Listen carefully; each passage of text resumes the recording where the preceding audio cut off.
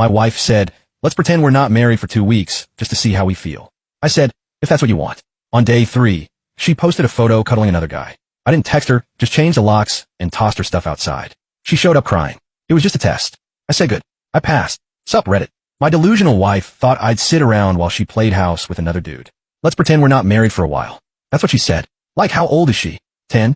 So, while she hooked up, I secured everything and served her with divorce papers. Here's how it went down. 32, male, met Ella, 30 female, when I was 27. We've been 3 years married, 5 years together total. I'm a certified welder pulling down 95K, working industrial construction projects. She's a receptionist at some mid-sized firm downtown, making about half that. The house we live in is mine. Bought it 2 years before we got married with money from my inheritance and kept it titled solely in my name. We split household expenses roughly 70/30ths since I make about double her salary. She contributed to groceries, utilities, and home improvements, but the mortgage was always mine. First 2 years of marriage were solid, normal stuff. Figuring out whose turn to do dishes, arguing about the thermostat, planning vacations we couldn't quite afford yet. She wanted to go to Europe. I wanted to pay down the mortgage faster. Standard newlywed adjustment period. The house is a 1950s ranch I renovated myself. Pulled permits. Did most of the electrical and plumbing work on weekends. Added a workshop in the garage. Refinished the hardwood floors. Updated the kitchen with granite countertops and stainless appliances.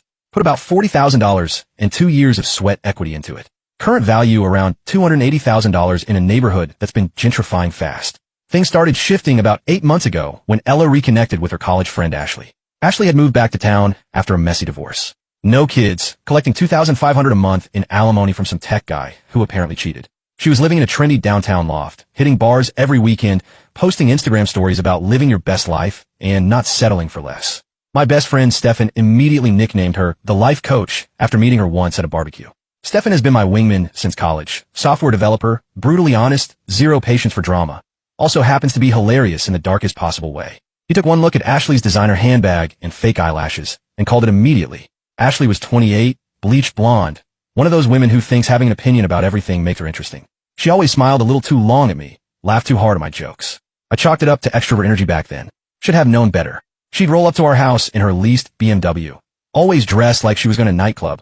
Always with some new piece of relationship advice that sounded like it came from a daytime talk show. The woman was a walking red flag factory. Divorced after 18 months of marriage. No job skills beyond spending someone else's money, and the kind of toxic positivity that made normal people want to jump off bridges. But she had Ella's ear. Suddenly, Ella started coming home with new ideas about relationships.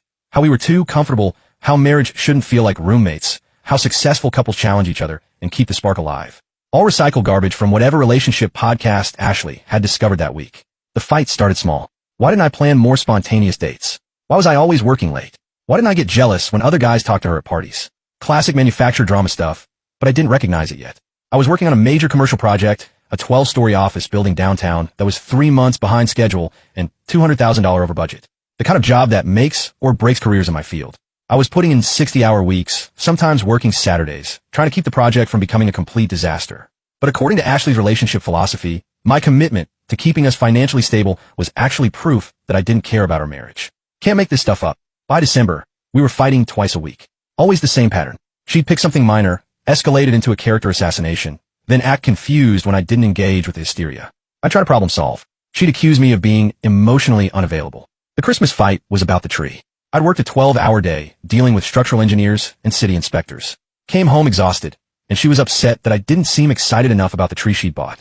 Not that I didn't like it, that I didn't seem excited enough about it. Stefan summed it up perfectly. She's manufacturing problems because her divorced friend told her marriage should feel like a reality TV show. I started working later, partially because of the project deadline, mostly because home felt like walking through a minefield. She took that as proof I didn't care about our marriage. Classic catch-22. What I didn't realize was that Ashley wasn't just poisoning my wife's head with relationship advice. She was actively encouraging her to explore other options. The breaking point came on a Thursday in January. I got home around 7 p.m., not even that late, and found Ella sitting at our kitchen table looking like she'd been rehearsing something all day. She'd already had dinner without me, which was new. Used to be, we'd wait for each other, even if it meant eating at 8 or 9 p.m. We need to talk, she said. I grabbed some leftover Chinese food from the fridge and sat down. The sweet and sour pork was cold, but I was hungry enough not to care. I've been thinking about us, about where we're headed. I think we should take a break. I stopped eating. A break. Not permanent, just a week or two to see how we feel apart. To remember why we fell in love. I knew exactly where this was coming from. Ashley had been feeding her this line for months. How her ex-husband never appreciated her until she left. How absence makes the heart grow fonder. The thing is, I'd heard this exact conversation before. My buddy Jake went through the same thing 2 years ago. His wife wanted a break to find herself. She found herself, all right, in bed with her yoga instructor. Cost him half his 401k and $1,800 a month in child support. You want to separate? I asked. I want us to pretend we're not married for a little while. See if we miss each other. See if he'll actually fight for us. And there it was. The real agenda. This wasn't about taking space. It was about making me dance for her attention, making me prove my love through panic and desperation. I looked at my wife of 3 years sitting there with her rehearsed speech and her manipulation tactics from her train wreck friend, and something inside me just went cold. Instead of arguing or begging, I just shrugged. Okay, I said. She blinked. Okay, if that's what you want. The disappointment on her face was immediate. She'd expected me to argue, to beg, to make some grand gesture. Instead, I just nodded and went back to eating my leftover Chinese food like she'd asked me to pick up milk on the way home. That's when I knew our marriage was probably over. Not because of the break request, but because she was disappointed I didn't fight her on it. She wanted drama more than she wanted to fix anything. I texted Stefan immediately after she went to bed. Ella wants to take a marriage break. His response came back in 30 seconds. LOL. Let me guess. The life coach's idea. What's your move? Gonna let her have her break. See what happens. Smart. Nothing says, I love you like manufactured relationship tests. Turned out Stefan was optimistic about the timeline. We established the rules that night. 2 weeks of acting like we weren't married. She'd stay with Ashley. No contact except for house stuff or emergencies. We'd reassess after 14 days. She packed 2 suitcases the next morning, mostly her work clothes and enough casual stuff for 2 weeks. I helped her load them into her Honda Civic and watch her drive away. The house felt different immediately. Quieter, but not in a bad way. I could watch ESPN without commentary about toxic masculinity. Could eat cereal for dinner without analyzing the deeper meaning of my nutritional choices. For the first time in months, I actually relaxed in my own living room. That first night, I ordered a large pizza, cracked open a Coke, and watched the entire Predator trilogy without anyone explaining why action movies perpetuate harmful stereotypes. It was glorious. Stefan came over that first weekend with takeout from this Thai place we've been going since college. He brought his laptop, and we spent 3 hours setting up a fantasy football league for next season, something I hadn't had time to think about in months. So, how's the single life treating you? He asked. Pretty good, actually. Watched 3 hours of football yesterday, without anyone explaining why sports are a symptom of male emotional repression. Stefan nearly choked on his pad thai. She actually said that, among other things. Apparently, my interest in the Cowboys playoff run was preventing me from processing my feelings in a healthy way. That weekend, I did something I hadn't done in years. I went through our finances with a fine-tooth comb. Joint checking account, savings, both her credit cards, her student loans I'd been helping pay off. I started documenting every shared asset and debt. We had about $35,000 in joint savings, another $15,000 in a joint checking account.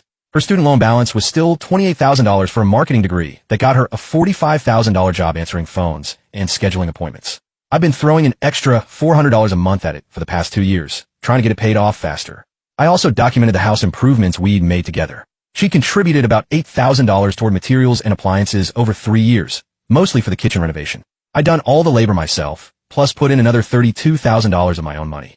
Monday morning, I called Dave, not to file anything yet, just to understand my options. Dave walked me through Texas divorce law, asset division, what I could expect if things went south. The good news was that the house would stay mine, since it was separate property acquired before marriage. The improvements were trickier, but since I'd done all the work and contributed most of the money, I'd likely keep most of the value. By the end of week 1, I'd moved half our joint savings into a separate account, completely legal since it was marital property, and I had equal access.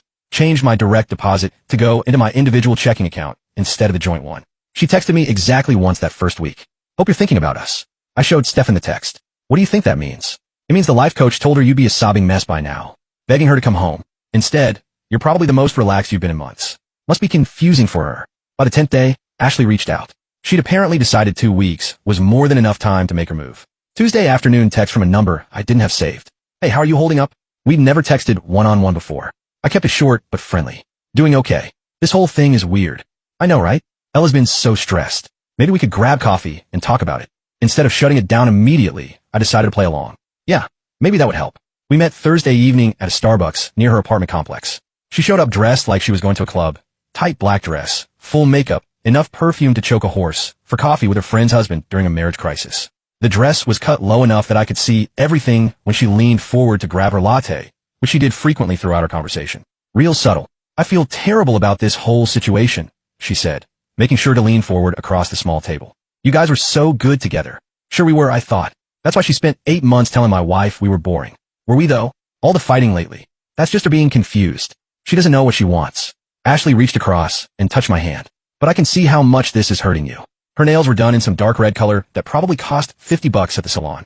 The kind of maintenance that requires weekly appointments and screen time maintenance. I let her keep contact for a few seconds before pulling back. It's been rough. You know, if you ever need someone to talk to, I'm here day or night. The conversation continued for an hour. She talked about how I deserved better. How Ella didn't appreciate what she had. How if she were married to someone like me, things would be different. When we left, she hugged me longer than necessary. This was really nice. We should do it again soon. I drove home and immediately called Stefan. Dude, you're not going to believe this. Let me guess. The life coach is already shopping for wedding dresses. She basically threw herself at me. Dress cut down to her navel, touching my hands, talking about how I deserve better. The woman has the patience of a hungry shark. Of course she does. She probably had this plan before she even suggested the break to Ella. It's like a 3-step program for home wrecking. What do you think I should do? Play dumb. Let her think she's being subtle while you document everything. This is going to get interesting. Over the next few days, Ashley ramped up the contact. Daily texts asking how I was doing, suggesting we meet again, sending photos with captions like thinking of you during this difficult time. The photos were obviously calculated. Her at the gym in yoga pants. Her at some restaurant with the caption, eating alone again. Her by the pool at her apartment complex in a bikini. Each one designed to remind me what was available if I played my cards right. Stefan was having a field day with her messages. Look at this one. I hope you know how special you are. What is she? A greeting card. Next, she'll be sending you inspirational quotes about following your heart. I responded just enough to keep her interested, but not enough to cross any lines. Made myself seem vulnerable and receptive to her attention. That's what she made her move. Friday evening text. I have something to tell you, but I don't know if I should. What is it? Can we meet? This isn't something for text. We met at the same place. She looked nervous. Kept checking her phone, like she was expecting someone to call. I feel terrible about this, but I think you deserve to know. She took a deep breath like she was about to deliver devastating news. Ella's been seeing someone. I let the appropriate level of shock show on my face. What? His name is Scott. She met him at some work conference last month. I've been watching them together, and it's not innocent. Scott, according to Ashley, was a marketing director from Austin. Mid-30s, divorced, drives a BMW, works for some tech company. The kind of guy who probably has a LinkedIn photo of himself pointing at a whiteboard. You're sure? I saw them at dinner last night. Very cozy. And she's been lying about where she goes when she leaves my apartment. Ashley reached across and took my hand. I'm so sorry. I know this hurts, but you needed to know. The message was clear. I had 2 options. Fight for a cheating wife or upgrade to her loyal friend who'd never betray me like this. What a coincidence. I played the devastated husband perfectly. I can't believe she'd do this. You don't deserve this. You deserve someone who values you. I went home that night and did something I should have done weeks ago. I checked our shared devices and accounts. Ella had left her iPad at home when she moved out. Still logged into her iCloud account. Password, saved from when I'd helped her set it up months ago. Her text messages synced automatically to all her devices. What I found was 3 weeks of conversations with Scott, starting innocent enough, work, industry gossip, complaints about a client who couldn't make up his mind about branding colors. But by the second week, it had turned personal. Complaints about our marriage, how she felt unappreciated, how talking to him reminded her what it felt like to be desired. The recent messages were explicit, plans to meet, discussions about their connection, photos I definitely didn't want to see. The timestamp showed she'd been texting him during our break, including right after she'd sent me that message about thinking about us. I screenshot everything and backed it up to my personal cloud storage. 47 messages over 3 weeks, including a dozen photos and several voice messages I didn't have the stomach to listen to. Then I checked our joint credit card statements online. 3 expensive dinners at restaurants across town in the past week. Places I'd never heard of with names like Meridian and the Capitol Grill. A hotel charge from 2 nights ago, the Omni downtown, $280 for 1 night. All on dates when she told Ashley she was going to Target or meeting work friends. The hotel charge was the smoking gun. She'd used our joint visa to pay for a room where she was hooking up with another guy while asking me to wait for her like some kind of backup plan. I called Stefan. I found it. She's been hooking up with some guy from Austin. No way. Credit card receipts, hotel charges, 3 weeks of text messages planning their hookups. It's all here. Damn. So, she convinced your wife to take a break so she could cheat, then came running to you with the information like some loyal friend. That's some next level manipulation right there. Stefan was at his computer, probably debugging code for his latest project. Guy worked weird hours, sometimes coding until 3 a.m., then sleeping until noon. The benefits of being good enough at your job, that nobody cared when you showed up as long as the work got done. What do you think her endgame is? She's betting you'll be so grateful for her loyalty and so hurt by Ella's betrayal that you'll fall right into her arms. Classic rebound strategy. She destroys your marriage, then offers herself as the upgrade. Well, she's about to find out how that works out for her. I called Dave first thing Monday morning. I have evidence of adultery, text messages, hotel charges, restaurant receipts. Good. Bring everything to my office. We'll prepare the papers. Dave reviewed the evidence for an hour, reading through the text messages with the detached professionalism of someone who'd seen this story 1,000 times before. The text messages were damning. The financial records supported the timeline, and everything was legally obtained. With this evidence, you're looking at keeping the house as separate property, 60 to 65% of joint assets, and no spousal support obligation, he said.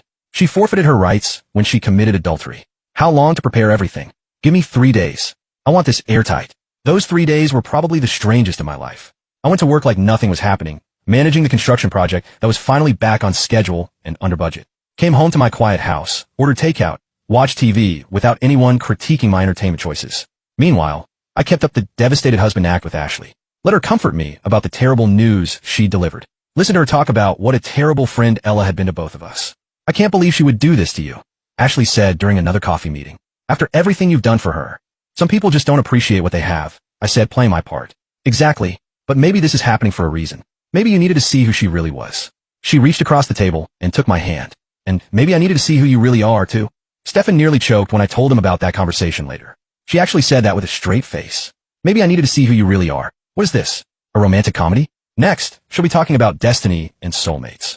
Thursday morning, I served Ella with divorce papers at her office, professional process server, completely by the book.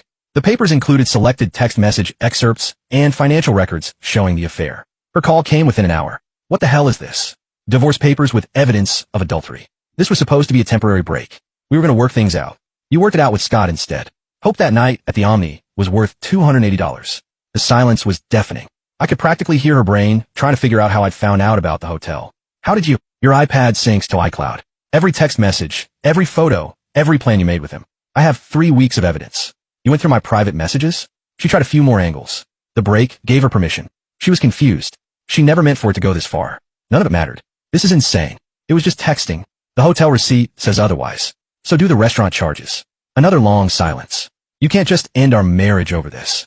I'm not ending our marriage. You did that when you started hooking up with Scott while asking me to wait for you like some kind of backup plan. But her next response really showed her true colors. Instead of apologizing or showing any remorse, she went full nuclear. You know what? I'm glad I did it. Scott actually cares about me. He doesn't just grunt at me when he gets home from work. He takes me places and buys me things and makes me feel special with our joint credit card. Whatever. At least he has a real job, not just some grunt work that gets you all dirty and gross. There it was. 3 years of marriage, and she drops the mask completely. Suddenly, my welding career that paid for everything was just grunt work. The same job that bought her car, paid for her vacations, and kept her student loans current. A grunt who makes twice what you make answering phones. For now, Scott's already talking about getting me a better position at his company in Austin, where people actually have ambition. Good luck with that. Hope Scott knows what he's signing up for. He appreciates me. Unlike you. He appreciates having his hotel bills paid by someone else's husband. Real romantic. She hung up on me. Stefan was dying when I told him about the conversation. She actually called welding grunt work? The same welding that's been paying her bills for 3 years? And now she's planning to move to Austin with this guy? That woman has completely lost her mind. The divorce process took 4 months. Ella tried every angle. The break gave her permission. The emotional affair wasn't physical, until the hotel receipts proved otherwise and her mouth slipped. She was confused and manipulated. None of it stuck. Her lawyer was some woman who specialized in women's rights and divorce proceedings. Didn't matter. Evidence is evidence, and Texas law is clear about adultery. But Ella's true nature came out during the proceedings. Instead of showing any remorse or trying to negotiate fairly, she demanded half of everything, including the house. When her lawyer explained that adultery affected property division, she threw a tantrum in the law office that got her temporarily banned from the building. During this time, Ashley kept up her supportive friend act with military precision. Regular texts checking on me, suggestions to meet for coffee, hints about taking our relationship to the next level once the divorce was final. The woman had turned emotional manipulation into performance art. Every text was carefully crafted to seem caring and supportive while positioning herself as the obvious upgrade. She probably spent more time crafting her messages than most people spend on their resumes. She's like a vulture circling a dead marriage, Stefan observed. Probably has a countdown calendar until you're officially single. I played along just enough to keep her engaged. Met her for coffee twice more. Let her comfort me about the divorce proceedings. Listen to her talk about what a terrible person Ella had been to both of us. The meetings followed the same pattern every time. She'd show up dressed like she was auditioning for a music video, spend an hour talking about how supportive she was being, then make increasingly obvious hints about her future together. I feel so guilty, she said during one meeting. If I hadn't told you about Scott, maybe you could have worked things out, right? If she hadn't told me about the affair, she probably encouraged in the first place. You did the right thing, I said. I needed to know the truth. I just hate seeing you go through this. You deserve so much better. She reached across the table and took my hand. And I want you to know that when you're ready, when all this is behind you, I'll be here in whatever way you need. The message couldn't have been clearer if she'd handed me a business card that said, Rebound Relationship Services available 24/7. Stefan nearly fell off his chair when I told him. She actually said, in whatever way you need. What is she? A full-service consolation prize? Does she come with a warranty? Final settlement came through in May. I kept the house, my retirement accounts, and 65% of her joint assets. Ella got her car, her personal belongings, and her student loan debt. No spousal support since she was the cheating party. The house alone was worth $280,000 minus the $180,000 mortgage balance. With the improvements I'd made, I had about $100,000 in equity that stayed mine, plus another $32,000 from our joint savings and investments. She walked away with maybe $18,000 and a Honda Civic with 90,000 miles on it. But even then, she couldn't accept responsibility. During the final settlement meeting, she actually had the nerve to complain that the division was unfair and that I was punishing her for following her heart. Following your heart, I said. You used our joint credit card to pay for hotel rooms with another guy. Scott and I have a real connection, something you'd never understand. I understand it cost us $280 plus dinner at 3 different restaurants. Her lawyer actually had to physically restrain her from lunging across the conference table. The woman had completely lost it. That's what happens when you try to have your cake and eat it, too, Stefan said. The day the divorce was finalized, Ashley invited me to celebrate an upscale restaurant downtown. She'd picked the place, Meridian, one of those spots where the appetizers cost $30 and the waiters treat you like you're interrupting their real career in theater. She hesitated when I suggested the place, probably wondering why I suddenly wanted to wine and dine, but her ambition overrode her instincts. She showed up in a dress that probably cost more than my car payment, clearly expecting this to be the night she finally cashed in on her investment in destroying my marriage. I'm so proud of how you handled everything, she said over appetizers that looked like modern art and tasted like disappointment. You were so strong through the whole process. I had good support. I was happy to help. You deserve to know the truth. She reached across the table for my hand. And now we can finally be honest about what's been building between us. I looked at her across the table, perfectly made up, designer dress, predatory smile that she probably practiced in the mirror, and felt nothing but disgust. Ashley, there's something I need to tell you. What is it? You destroyed my marriage. What? No. I helped you see what Ella really was. You were trying to break us up so you could move in on me. You encouraged her to cheat, then came running to me with the information like some loyal friend. Ashley's face went pale under her foundation. For the first time since I'd known her, she looked genuinely surprised. That's not. I would never. You absolutely would. And you did. You manipulated a woman into destroying her marriage because you wanted her husband. I care about both of you. I was trying to protect you from getting hurt worse. You were protecting your own interests. You saw an opportunity and you took it. I stood up and dropped $2.20 on the table. The saddest part is that you actually think I'd want to be with someone capable of what you did. Where are you going? We haven't even had dinner. I'm going home alone to my house that I kept because I was smart enough not to trust people like you. What about us? I looked down at her, still sitting there in her expensive dress, finally understanding that her elaborate manipulation had gotten her exactly nothing. There is no us. There never was. You're a toxic person who destroys relationships for your own entertainment. But I helped you. I told you the truth about Ella. You told me the truth about an affair you encouraged her to have. You created the problem, then offered yourself as the solution. That's not help. That's sabotage with a marketing campaign. But I wasn't done yet. I had one more card to play. An hour earlier, I texted Ella. Ashley wants to confess something about Scott. Said it's important and you need to hear it. She bit instantly. 10 minutes into dinner, she walked through the restaurant door, eyes already scanning for blood. What's she doing here? Ashley's voice went up an octave. Ladies, you two have a lot to discuss. I'll leave you to it. I stood up and walked toward the exit, but not before calling Stefan. Dude, you need to get down to Meridian Restaurant right now. What's happening? The life coach is about to get a performance review from her former client. I could hear Ella's voice rising behind me. You set me up with Scott. It wasn't like that. I was trying to help you. Help me? You destroyed my marriage so you could steal my husband. I made it to the parking lot just as things got really interesting. Through the restaurant windows, I could see both women standing now, gesturing wildly. Other diners were starting to stare, phones coming out to record the show. Stefan pulled up just as the real entertainment began. Holy crap, they're going at it, he said, getting out of his truck.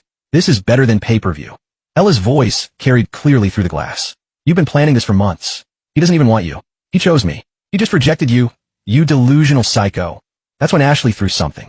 Looked like her water glass. It shattered against the wall behind Ella, who responded by grabbing Ashley's designer purse and dumping the contents all over the table. Oh, this is getting good, Stefan said, already dialing 911. Hello, police. I'd like to report a disturbance at Meridian Restaurant downtown.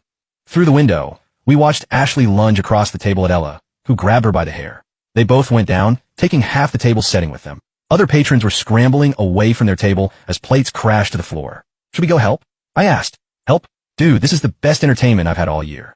They're both getting exactly what they deserve. The restaurant manager appeared, trying to separate them, but Ashley shoved him away and went after Ella again. Ella responded by throwing what looked like a breadbasket that caught Ashley square in the face. By the time the police arrived 5 minutes later, both women were on the floor, hair disheveled, makeup smeared, screaming at each other while the restaurant staff tried to restore order. Several other diners were filming with their phones. Both officers looked at each other with the expression of people who dealt with this type of situation before. Ladies, you're both under arrest for disturbing the peace and assault. Stefan and I watched from the parking lot as they cuffed both women and loaded them into separate patrol cars, still yelling at each other through the windows. They spent the night in county holding. Apparently, screaming in public and hurling dinnerware isn't covered by girl drama. That, Stefan said, was absolutely beautiful. I got a call the next morning from Ella, calling from the county jail. This is all your fault, she said immediately. How exactly is your bar fight with Ashley my fault? You set us up. You planned this. I told her the truth about what she did to our marriage. What you two did after that was entirely your choice. We both got arrested because of you. You both got arrested because you decided to have a cage match in a public restaurant. That's on you. But she wasn't done being entitled. You need to bail me out. I'm your wife. Ex-wife as of yesterday. And no, I don't need to do anything for you. I don't have anyone else to call. Scott won't answer his phone. Sounds like a personal problem. You can't just leave me here. Watch me. The call lasted maybe 3 minutes before she hung up on me. Stefan was dying when I told him about it later. That woman is balls. I'll give her that. Both women ended up spending the night in jail and had to pay fines for disturbing the peace. Ella also had to pay for the damaged restaurant property, about $800 for broken dishes, glassware, and cleaning fees. The incident made it onto several social media pages as divorce drama turns into restaurant brawl. Someone had filmed the whole thing on their phone and posted it to TikTok. The video got 80,000 views in the first week. Somebody commented, "When keeping it real goes wrong," with 500 likes. Ella moved back in with her parents in suburban Dallas. Last I heard, she's working at a different company, making about the same money.